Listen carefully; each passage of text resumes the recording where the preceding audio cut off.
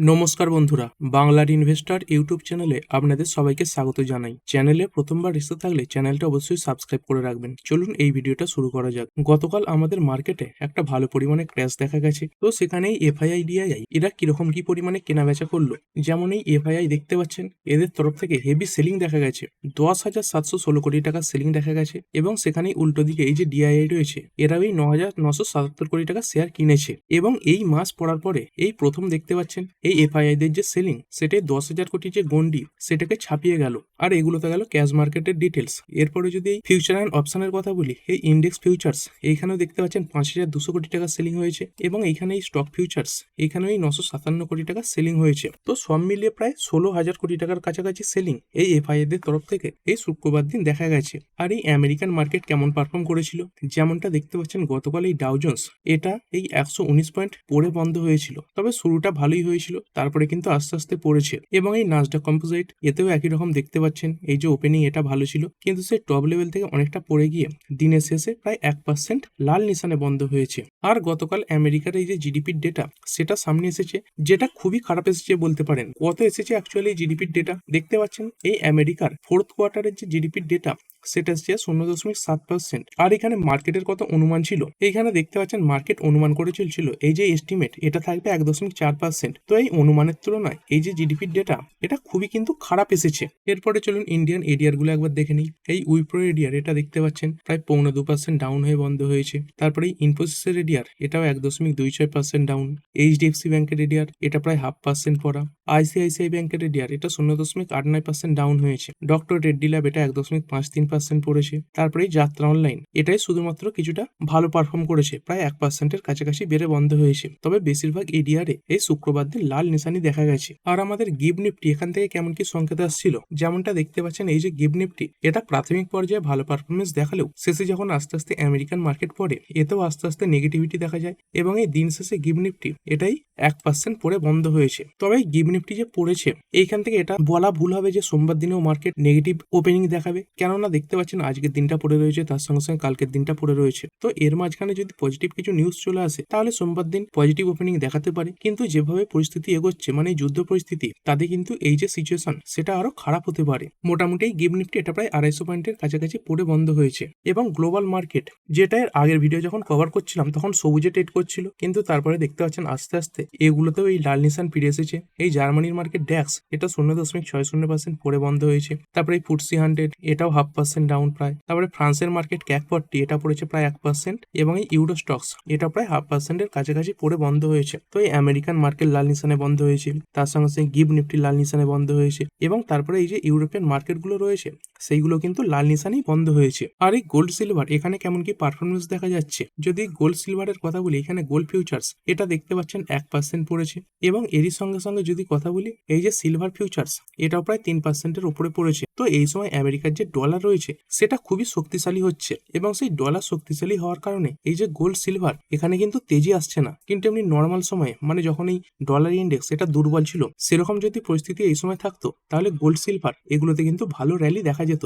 আর এই সময় gold silver এগুলোতে কেন র্যালি ফিরছে না, কারণ এর আগে গোল্ড সিলভার কি কারণে বেড়েছিল, বিভিন্ন দেশের যে রিজার্ভ ব্যাংক রয়েছে তারা এই গোল্ড সিলভার এগুলোকে রিজার্ভ করছিল। কিন্তু বর্তমানে এই গোল্ড সিলভারের পরিবর্তে যে ডলার রয়েছে সেটাকে বিভিন্ন ব্যাংকগুলো রিজার্ভ করে রাখছে, অর্থাৎ এই গোল্ড সিলভারের যে ক্রেতা সেটাই কমে গেছে। আর এই ক্রুড অয়েল এখান থেকে কেমন সংকেত আসছে, এই ক্রুড অয়েল এখন এই 101-এর কাছাকাছি ট্রেড করছে। না হলে একসময় এই ক্রুড অয়েল এটাই 102, 3, 4 এরকম জায়গাতে দেখতে পাচ্ছিলাম। এবং তার সঙ্গে সঙ্গে ডব্লিউটিআই ক্রুড এটাও এখন 100-র নিচে রয়েছে, এটাও কিন্তু একসময় 100-র উপরে উঠে গিয়েছিল। তো এই ক্রুড অয়েলের প্রাইসে কিছুটা নিউট্রাল মোমেন্টাম এই সময় দেখা যাচ্ছে। কারণ কি, যেমনটা দেখতে পাচ্ছেন এই ইউএস কি করেছে, সমস্ত দেশকে অ্যালাউ করে দিয়েছে কিসের ব্যাপারে, two purchase Russian oil for 30 day, মানে 30 দিনের জন্য সমস্ত দেশ এই রাশিয়ান অয়েল কিনতে পারবে। তো এর ফলে কাদের সব থেকে বেশি লাভ হবে, এই সময় রাশিয়ারই লাভ হবে। কারণ যে দেশগুলো এর আগে আমেরিকার স্যাংশনের কারণে রাশিয়ার থেকে তেলও কিনতে পারছিল না, তারাও কিন্তু এই সময় এই রাশিয়ার থেকে তেল কিনতে পারবে। আর যদি এই গ্যাসের কথা বলি, গ্যাসের যে শর্টেজ সেটা এখনো দেখা যাচ্ছে। তবে কিছু রিপোর্ট সামনে এসেছে, দেখতে পাচ্ছেন এটা কিন্তু অফিসিয়াল নয়, সোর্সের মাধ্যমে সামনে এসেছে। কি সামনে এসেছে,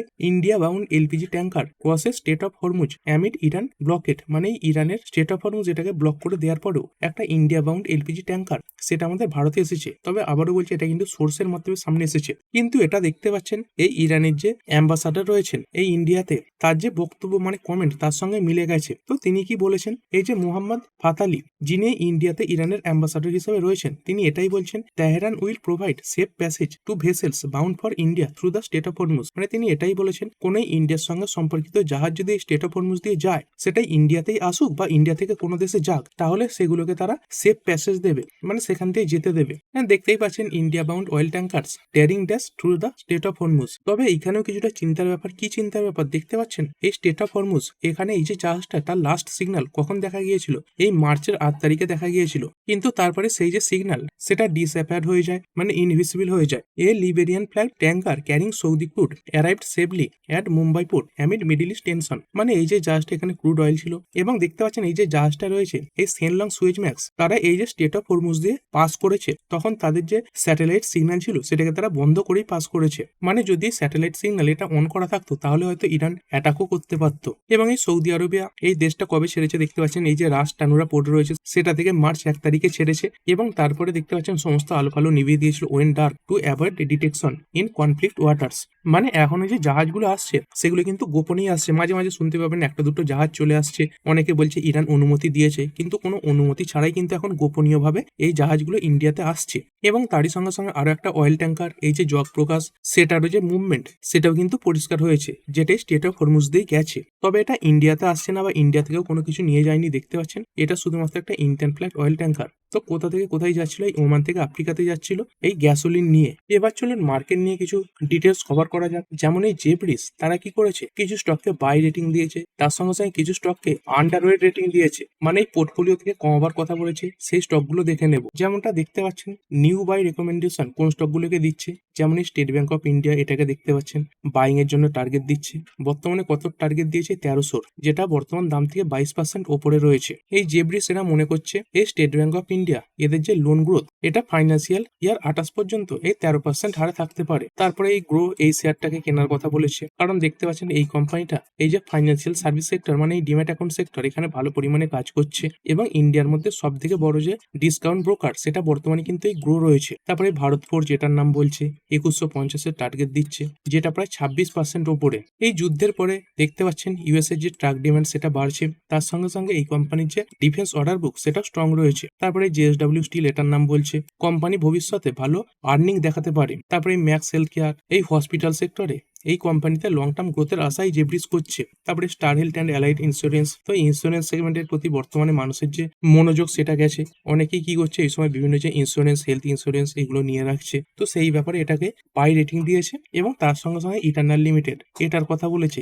যদিও আমি বর্তমানে এই যে ইটার্নাল লিমিটেড এটাকে এড়িয়েই চলতে বলবো, কারণ বর্তমানে ইটার্নাল লিমিটেড এর যে ভ্যালুয়েশন সেটা কিন্তু খুব একটা ভালো বলে মনে হয় না। তারপরে কিছু রেটিং আপগ্রেড করেছে, মানে আগে খারাপ রেটিং দিয়েছিল সেখান থেকে ভালো রেটিং দিয়েছে। এই ডেলিভারি এই যে লজিস্টিক্স কোম্পানিটা রয়েছে এটাকে আগে আন্ডার পারফর্ম রেটিং দিয়েছিল, সেখান থেকে রেটিং বাড়িয়ে করেছে বাই। তারপরে এই লরাস ল্যাব এটাও দেখতে পাচ্ছেন আন্ডার পারফর্ম রেটিং এর আওতায় ছিল, সেখান থেকে হোল্ডের রেটিং দিয়েছে। এবং আগেও কিছু কিনেছিল সেগুলোকে এখন এই কেনার লিস্টে রাখতে বলছে। কোনগুলোই ফাইন্যান্সিয়াল সার্ভিস সেক্টর থেকে এইচডিএফসি ব্যাংক, তারপরে Bajaj finance, Axis bank, Muthoot finance এগুলোকে। তারপরে ডিফেন্স থেকে হিন্দুস্তান এরোনটিক্স, ভারত ইলেকট্রনিক্স, তারপরে ইনফ্রাস্ট্রাকচার থেকে লার্সেন টুব্রো। এরপরে যদি ফার্মা এবং কেমিক্যাল সেক্টর থেকে বলি, দেখতে পাচ্ছেন এই লুপিন, টোরেন ফার্মা, ডিভিস ল্যাব এগুলোকে কেনার কথা বলছে। তারপরে কনজিউমার বা এফএমসিজি এই সেগমেন্ট থেকে দেখতে পাচ্ছেন এই হিন্দুস্তান ইউনিলিভার, তারপরে ওএনজিসি এবং জিএমআর এয়ারপোর্ট এগুলোর কথা বলেছে। আর কোন স্টকগুলোতে একটু রিস্ক রয়েছে এই জেব্রিস বলছে, এই উইপ্রো এটাকে দেখতে পাচ্ছেন এর টার্গেট প্রাইস দিয়েছে 180, যেখানে প্রায় 21% ডাউন সাইডের টার্গেট দিয়েছে। তারপরে হুন্ডাই মোটর এখানেও দেখতে পাচ্ছেন 1900 টার্গেট দিচ্ছে, কারণ কোম্পানি তাদের এই যে মার্কেট শেয়ার সেটা লস করছে এবং তার সঙ্গে সঙ্গে এসইউভি মার্কেটে এই যে কম্পিটিশন সেটাও কিন্তু বাড়ছে। তারপরে সিবলা এই কোম্পানি এই আমেরিকা থেকে ভালো পরিমাণে রেভিনিউ তৈরি করে, তো বর্তমানে যুদ্ধের কারণে এবং আরো কিছু কারণে এই যে রেভিনিউ সেখানে প্রেসার করতে পারে এবং শর্ট টার্মে কোম্পানির যে গ্রোথ সেখানে প্রবলেম দেখা যেতে পারে। তো এই ধরনের স্টকগুলোকে ফোকাসে রাখতে পারেন। এরপরে কথা হলো গোল্ডম্যান স্যাচ, এরা ভারতের যে ইকোনমি সেই নিয়ে কিছু ফোরকাস্ট করেছে। যেমনটা দেখতে পাচ্ছেন এই গোল্ডম্যান স্যাচ এরা কি করেছে, এই 2026 যে জিডিপির ফোরকাস্ট সেটা কিছুটা কমিয়ে দিয়েছে, 6.5% করেছে। তবে এখানে চিন্তার কিছু ব্যাপার নেই, কারণ কি এই মার্চ মাস এটা শেষ হয়ে গেলে এই যে 2026 ফাইন্যান্সিয়াল ইয়ার সেটা শেষ হয়ে যাবে, মানে শর্ট টার্মের জন্য এই যে ফোরকাস্ট ফোরকাস্ট সেটা কিছুটা কমিয়েছে এবং এই যে ফিচ দেখতে পাচ্ছেন এরা ভালো টার্গেট দিয়েছে। এই ফিচ এই রেটিং দিচ্ছে 7.5%। তবে ফাইন্যান্সিয়াল ইয়ার 2027 নিয়ে সবাই একটু চিন্তিত। দেখতে পাচ্ছেন এই ফিচ বর্তমানে যে জিডিপি গ্রোথের ফোরকাস্ট 7.5% রাখলেও এই ফাইন্যান্সিয়াল ইয়ার 2027 যে ফোরকাস্ট সেটা দেখতে পাচ্ছেন স্লোয়িং ডাউন করে দিয়েছে, মানে কমিয়ে দিয়েছে। কত করেছে? 6.7% করেছে। তার সঙ্গে সঙ্গে গোল্ডম্যান স্যাচ এরা দেখতে পাচ্ছেন এই যে ইন্ডিয়ার ইনফ্লেশনের ফোরকাস্ট সেটাও বাড়িয়ে দিচ্ছে, মানে মূল্যবৃদ্ধি বেশি হতে পারে। আর এই যে অয়েলের প্রাইস এটা যদি বেশি থাকে তাহলে মূল্যবৃদ্ধি এমনিতেই হবে। দেখতে পাচ্ছেন এর আগে এটা ছিল 3.9%, সেখান থেকে বাড়িয়ে করে দিয়েছে 4.2%। এবং এই ফিচ তারা মনে করছে ভারতের যে ইনফ্লেশন সেটা বেড়ে যেতে পারে এবং কত পর্যন্ত বাড়তে পারে দেখতে পাচ্ছেন 4.5%। এবং কিসের জন্য দেখতে পাচ্ছেন কারণটাই বলে দিয়েছে, on the back of shoring crude oil price. মোটামুটি এই দুজনেই ভারতের যে ইকোনমি সেই নিয়ে একটু খারাপ ফোরকাস্টই সামনে রেখেছে। এরপরে চলুন কিছু স্টক দেখে নিই। যেমন এই 197 কমিউনিকেশন লিমিটেড কোম্পানি কি ঘোষণা করেছে দেখতে পাচ্ছেন এই পেটিএম তারা কি করেছে, resume physical redemption of digital gold ahead of Akshaya Tritiya. এই অক্ষয় তৃতীয়ার আগে এই পেটিএম তারা কি করেছে, তারা এই ডিজিটাল গোল্ডের যে রিডেমশনের সুবিধা সেটা দিয়েছে, মানে আপনি এই ডিজিটাল গোল্ড এটা বিক্রি করে এই যে ফিজিক্যাল গোল্ড সেটা কিন্তু নিয়ে রাখতে পারেন। বর্তমানে দেখতেও পাচ্ছেন এই যে সোনার দাম সেটা টপ লেভেল থেকে অনেকটা পড়েওছে এবং সেই কারণে বর্তমানে ফিজিক্যাল গোল্ড এটা ডেলিভারি করতে কোম্পানি কিন্তু সেরকম খুব বড় অসুবিধা হবে না। তারপরে company tata motors passenger vehicle limited company থেকে একজন বড় ইনভেস্টর এক্সিট নিয়েছে। কোন ইনভেস্টর? নাম দেখতে পাচ্ছেন রাধাকিষান দামানি। আমাদের ভারতীয় মার্কেটে একটা কোম্পানি রয়েছে ডিমার্ট, তো এই কোম্পানির ওনারের নামই হচ্ছে এই রাধাকিষান দামানি। তিনি টাটা মোটরস এর পিভি এই যে শেয়ারটা রয়েছে মানে প্যাসেঞ্জার ভেহিকেল সেখান থেকে 16 লাখ শেয়ার বিক্রি করে দিয়েছেন একটা ব্লক ডিলের মাধ্যমে। আর এত বড় যে বিক্রি বাটাগুলো হয় সেগুলি কিন্তু ব্লক ডিলের মাধ্যমেই হয়। এই 52 কোটি টাকাতে তিনি 16 লাখ শেয়ার বিক্রি করেছেন এবং কত টাকায় বিক্রি করেছেন দেখতে পাচ্ছেন এই 325 টাকা পার পিসে বিক্রি করেছেন এবং সেই কারণেই দেখতে পাচ্ছেন শুরু থেকে কিন্তু প্রেসার ছিল। তবে যদি টাটা মোটরস কমার্শিয়াল ভেহিকেলের কথা বলি এই কোম্পানির জন্য পজিটিভ খবর সামনে এসেছে। এইখানে দেখতে পাচ্ছেন এই টাটা মোটরস এর একটা বড় অর্ডার জিতেছে, প্যান ইন্ডিয়া অর্ডার জিতেছে। কিসের জন্য? 5000টা বাস তার এই স্টেট ট্রান্সপোর্ট অথরিটিকে ডেলিভার করবে। আর কোন কোন রাজ্যের নাম সামনে আসছে? এই মহারাষ্ট্র, তার সঙ্গে সঙ্গে গুজরাটের নাম সামনে আসছে, তারপরে নর্থ ওয়েস্টার্ন কর্ণাটকের নাম সামনে আসছে, তারপরে তেলেঙ্গানা দেখতে পাচ্ছেন, তারপরে বিহার রয়েছে, তারপরে রাজস্থান, কেরালা, হরিয়ানা, চণ্ডীগড় এই রাজ্যগুলোর নাম দেখতে পাওয়া যাচ্ছে। তো এই রাজ্যগুলোতে এই 5000 খানা বাস এবং বাসের যে চ্যাসিস সেগুলো সাপ্লাই করবে টাটা মোটরস কমার্শিয়াল ভেহিকেল। এর পরের কোম্পানি ইয়েস ব্যাংক লিমিটেড। এই কোম্পানি দেখতে পাচ্ছেন ইন্ডিয়ান আর্মির সঙ্গে তাদের যে মুভ বা মেমোরান্ডাম অফ আন্ডারস্ট্যান্ডিং সেটা রিনিউ করেছে, মানে আগেও ছিল সেটাকে আরো এগিয়ে নিয়ে যাবে। কিসের ব্যাপারে? দেখতে পাচ্ছেন রেস 1 crore insurance and banking benefits for soldiers until 2029। মানে এই যে বিভিন্ন সৈন্যরা রয়েছে তাদের এই যে ইন্স্যুরেন্স তার সঙ্গে সঙ্গে এই যে স্যালারি এগুলো তো পেমেন্ট করতে হয়, তো সেই ব্যাপারে ইন্ডিয়ান ব্যাংকের সঙ্গে এই যে ইয়েস ব্যাংক এরা পার্টনারশিপ করেছে। আর যে শুধুমাত্র ইয়েস ব্যাংকের সঙ্গে ইন্ডিয়ান আর্মির পার্টনারশিপ রয়েছে এমনটা নয়, এতদিন অনেক ব্যাংকের সঙ্গে পার্টনারশিপ ছিল এবং এই ইয়েস ব্যাংক এদের সঙ্গে আবার এটা রিনিউ করেছে। এবং তার সঙ্গে সঙ্গে এই যে অগ্নিবীর প্রকল্প রয়েছে সেখানেও পেমেন্টের ক্ষেত্রে এই যে ইয়েস ব্যাংক এর নাম কিন্তু দেখতে পাওয়া যায়। তারই সঙ্গে সঙ্গে কোম্পানিতে ম্যানেজমেন্ট রিলেটেড কিছু বদল হয়েছে।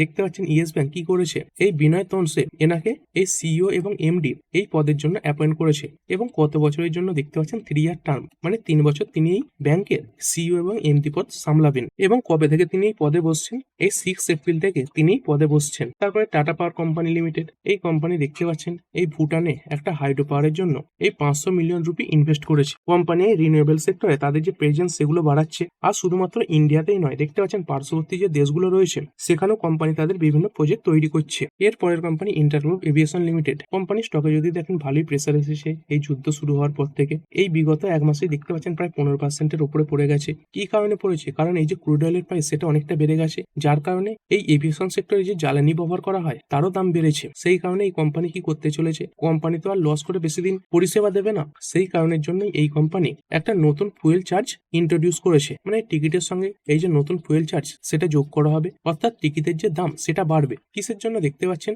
To ride out ATF price from. তো ইরানের যুদ্ধের কারণে যে এটিএফ এর প্রাইস বেড়ে গেছে সেটাকে মোকাবিলা করার জন্যই এই যে টিকিটের দাম সেটা বাড়ানো হয়েছে। এবং এটা কবে থেকে লাগু হচ্ছে দেখতে পাচ্ছেন এই মার্চ 14 থেকে যে টিকিট কাটা হবে তার উপরেই এই নতুন যে ফুয়েল চার্জ সেটা অ্যাড করে দেওয়া হবে। তারপরের কোম্পানি ভোডাফোন আইডিয়া লিমিটেড। এই কোম্পানির জন্য একটা বড় রিপোর্ট সামনে আসছে। আবারও বলছি এটা মন দিয়ে শুনুন, এটা কিন্তু রিপোর্ট। যদি সত্যি হয় সেটা কিন্তু এই ভোডাফোন আইডিয়ার জন্য খুব একটা ভালো পজিটিভ খবর হবে। এই ভোডাফোন আইডিয়া এই কোম্পানির বর্তমানে কিসের সব থেকে বেশি দরকার? টাকার দরকার। কোম্পানি বিভিন্ন লোন নিয়ে রেখে দিয়েছে, সেগুলোকে শোধ করতে হবে। তারপরে বহু পরিমাণে এজিআর ডিউ রয়েছে, সেগুলো গভর্নমেন্টকে শোধ করতে হবে। তো এই সময় যদি এই কোম্পানিতে বড় ইনভেস্টমেন্টের খবর আসে, সেটাই কিন্তু এই কোম্পানির জন্য সবথেকে বড় পজিটিভ খবর। এবং সেরকমই কিছু রিপোর্ট সামনে আসছে। কি রিপোর্ট? এখানে দেখতে পাচ্ছেন এই যে জেএসডব্লিউ গ্রুপ, এরাও কিন্তু ইন্ডিয়ার মধ্যে একটা বড় গ্রুপ। তারা কি করতে চলেছে? কনসিডার্স মানে বিবেচনা করতে চলেছে 45,000 টু 60,000 কোটি ইনভেস্টমেন্ট ইন ভোডাফোন আইডিয়া। অর্থাৎ এই ভোডাফোন আইডিয়া এই কোম্পানিতে প্রায় 45,000 থেকে 60,000 কোটি টাকা ইনভেস্টমেন্টের জন্য একটা চিন্তা ভাবনা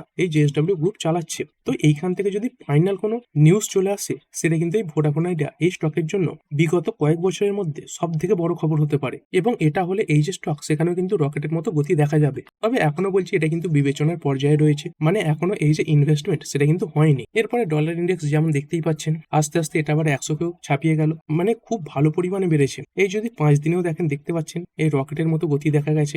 যেটাই অল্প কিছুদিন আগেই এই 97 এর নিচে ছিল, সেখানে একটা শার্প র্যালি এই ডলারে এসেছে। কারণ কি? অনেক রিজার্ভ ব্যাংক রয়েছে, তারা কিন্তু এই যে ডলার, এটাকে বর্তমানে রিজার্ভ করছে। আর এরপরে ক্রিপ্টো মার্কেট এই বিটকয়েন, এখানে কিছুটা পতন দেখা গেছে, এই 0.40% পড়েছে। এবং এই ইথেরিয়াম, এখানেও এই 0.67% ডাউনফল দেখা গেছে। আর এরপরে যদি যুদ্ধের খবর বলি, দেখতেই পাচ্ছেন আমরা এই উইকেন্ডে প্রবেশ করেছি, এবং এই উইকেন্ডে সাধারণত এই ধরনের যে যুদ্ধ সেগুলো বেড়ে যায়। এবং আমরা এই নিয়ে দেখতে পাচ্ছেন 15 নম্বর দিনে প্রবেশ করেছি। এই যে যুদ্ধ, এটা কবে শুরু হয়েছিল? শনিবারে শুরু হয়েছিল, এবং আজকেও শনিবার। এবং এই যে যুদ্ধ, সেটা আরো বেশি বেড়েছে। দেখতে পাচ্ছেন এই আমেরিকা তো বর্তমানে তারা একটা মিলিটারি স্ট্রাইকও করেছে। কোথায় করেছে? ইরানের আইসল্যান্ডে করেছে। কোথায় হয়েছে এই অ্যাটাকটা? দেখতে পাচ্ছেন এই খার্গ আইসল্যান্ডে হয়েছে। মূলত স্টেট অফ হরমুজ এটাকে যে বন্ধ রাখা হয়েছে, তারপরেই কিন্তু এই ধরনের অ্যাটাকগুলো শুরু হয়েছে। তবে এই আমেরিকার একজন অফিসার তিনি এটাই জানিয়েছেন, ভাইটাল যে অয়েল ইনফ্রাস্ট্রাকচার সেগুলোকে হিট করা হচ্ছে না। কারণ এই আমেরিকা, এরা যতই বলুক ইসরায়েলের হয়ে যুদ্ধ করছে, এরা কিন্তু অ্যাকচুয়ালি যুদ্ধ করছে ইরানের কাছে প্রচুর তেলের যোগান আছে বলে। এবং এটাও দেখবেন এই আমেরিকা সেই সমস্ত দেশগুলোর সঙ্গে যুদ্ধ করছে যাদের কাছে প্রচুর পরিমাণে এই তেল রয়েছে, তার সঙ্গে সঙ্গে রেয়ার আর্থ মেটেরিয়াল রয়েছে, এগুলোর জন্য। এবং তারই সঙ্গে সঙ্গে দেখতে পাচ্ছেন এই যে স্টেট অফ হরমুজ, যেটাকে বন্ধ রাখা হয়েছে, যার জন্য বিভিন্ন দেশে এই যে জ্বালানি সরবরাহ সেটা ব্যাঘাত ঘটছে। সেই কারণেই আমেরিকা তারা কি করতে চলেছে? দেখতে পাচ্ছেন announced it is ডিপ্লয়িং A rapid response marine unit to the middle east. মানে মিডল ইস্টে একটা বড় মেরিন ইউনিটও তারা কিন্তু ডিপ্লয় করতে চলেছে। এই ডোনাল্ড ট্রাম্প নিজে এই কথা বলেছেন। দেখতে পাচ্ছেন US president Donald Trump said the US bombed every military target. এই আইসল্যান্ডে যতগুলো মিলিটারি টার্গেট ছিল বা মিলিটারি বেস ছিল, সেই সবগুলোতে অ্যাটাক হয়েছে। এবং তার সঙ্গে সঙ্গে এই থ্রেটও দেওয়া হয়েছে কিসের ব্যাপারে? যে পরবর্তীকালে এই যে অয়েল ইনফ্রাস্ট্রাকচার, সেখানেও অ্যাটাক করা হবে if Iran continues blocking sea from the strait of Hormuz. মানে যদি না ইরান এই স্টেট অফ হরমুজ দিয়ে কোনো জাহাজকে চলাচল করতে দেয়। এবং দেখতে পাচ্ছেন এটা একটা বড় island, 5 mile stretch of land in the Persian Gulf that handles রাবলি 90% অফ ইরানস ক্রুড এক্সপোর্ট। মানে ইরান, তারা তো তাদের দেশে এই যে ক্রুড অয়েল সেটা উৎপাদন করে, তো সেই যে উৎপাদিত তেল সেটা যে এক্সপোর্ট করে, তার 90% কিন্তু এই যে খার্ক আইসল্যান্ড এইটা থেকেই যায়। তো এটার উপর যদি আমেরিকা কোনোভাবে কবজা করে ফেলে, কোনোভাবে যদি এখানের বিভিন্ন ইনফ্রাস্ট্রাকচার এগুলোকে ধ্বংস করে ফেলে, তাহলে ইরানের যে ইকোনমি সেখানে আরো খারাপ অবস্থা দেখা যাবে। কারণ ইরান বর্তমানে কিসের মাধ্যমে ব্যবসা করে? ইরান তাদের দেশে যে ক্রুড অয়েল এক্সপোর্ট করে, কাদের এক্সপোর্ট করে? এই চায়নাকে এক্সপোর্ট করে। এবং তার পরিবর্তে চায়নার সঙ্গে এরা ব্যাপার করতে পারে। তো যদি তেলটাই না সাপ্লাই করতে পারে, তাহলে কিন্তু এই দেশটার অবস্থা এটা আরো খারাপ হয়ে যাবে। এবং এর যে ইকোনমি সেটাকে আরো বেশি ভেঙে দেওয়ার জন্য এই ডোনাল্ড ট্রাম্প মিলিটারির মাধ্যমে এই যে আইসল্যান্ডটা রয়েছে সেখানে অ্যাটাক করিয়েছেন। তো ঠিক আছে বন্ধুরা, আশা করছি ভিডিওটা আপনাদের ভালো লেগেছে। আপনি চাইলে এটাকে লাইক এবং শেয়ার করতে পারেন। আর শেয়ার মার্কেট সংক্রান্ত ডেইলি নিউজ আপডেট পেতে চ্যানেলটা সাবস্ক্রাইব করে রাখবেন এবং পাশে থাকা বেল আইকনটি টিপে অল অবশ্যই সিলেক্ট করে রাখবেন, যাতে পরবর্তী ভিডিওর নোটিফিকেশন আপনার কাছে সময় মতো পৌঁছে যায়। আর হ্যাঁ, ভিডিওটি শুধুমাত্র ইনফরমেশন এবং এডুকেশনাল পারপাসের জন্য বানানো হয়েছে। আমি সেবি রেজিস্টার্ড নই, তাই কোনো প্রকার শেয়ারে কোনো প্রকার বাই, সেল, হোল্ড বা অ্যাভারেজ করার কোনো সিদ্ধান্ত নেওয়ার আগে আপনার যে ফাইন্যান্সিয়াল অ্যাডভাইজার আছে তার সঙ্গে অবশ্যই আলোচনা করবেন। দেখা হচ্ছে পরের ভিডিওতে। ধন্যবাদ।